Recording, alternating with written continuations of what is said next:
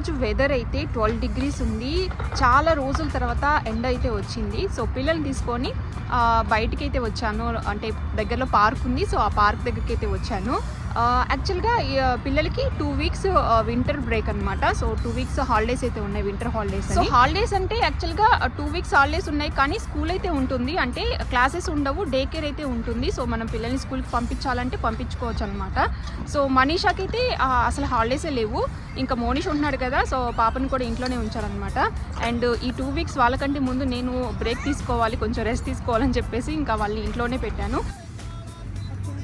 ఇప్పుడు ఇంకా పిల్లలు తినడానికి మళ్ళీ నేను ఏదైనా ఇక్కడున్న దగ్గరున్న రెస్టారెంట్కే తీసుకెళ్ళాలి.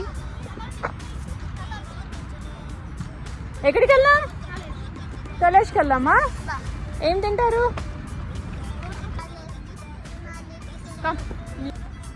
మోనీష్ వెయిట్ నానా.